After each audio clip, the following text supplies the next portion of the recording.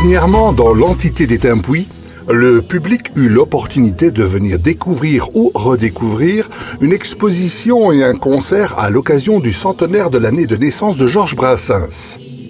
Cette expo se clôturait par un récital en hommage à l'artiste français. C'est avec délectation que le public est venu s'imprégner des mots et de la musique de Georges Brassens.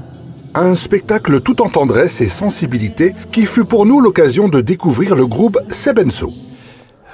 Bonjour, donc nous sommes Sebenso, on vient d'Auxi-le-Château dans le Pas-de-Calais et nous sommes auteurs-compositeurs et on est passionnés tous les deux de Georges Brassens, par Georges Brassens, pardon.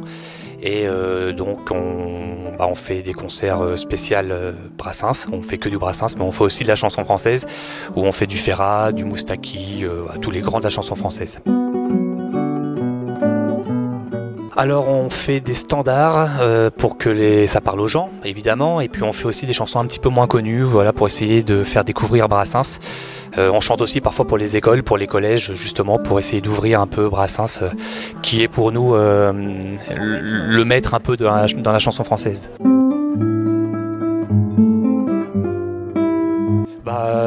On est fan, donc Brassens, l'année dernière on a fait l'exposition pour le double anniversaire, c'était le 100e anniversaire de sa naissance et le 40e de sa mort, donc on a combiné les deux pour faire l'exposition, mais on chantait déjà Brassens lors des précédents concerts. Hein.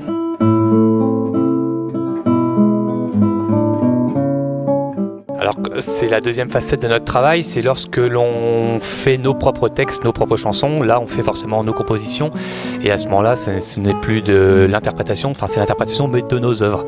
Donc on a fait 2 albums en effet, le premier c'était Sans Artifice en 2016 je crois, et puis on a fait Comme à la maison, donc tout est, comme le nom l'indique, tout a été fait à la maison.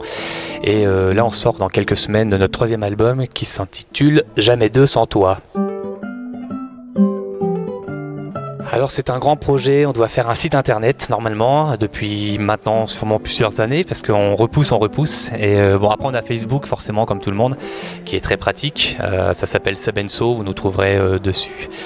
Mais on doit, et sur YouTube aussi, voilà, on a une chaîne avec quelques vidéos mais il faut qu'on étoffe. Voilà. Simplement, parce qu'on n'est pas très réseaux sociaux donc il faut qu'on développe un petit peu plus ça. Donc pour l'instant on est sur Facebook et sur YouTube.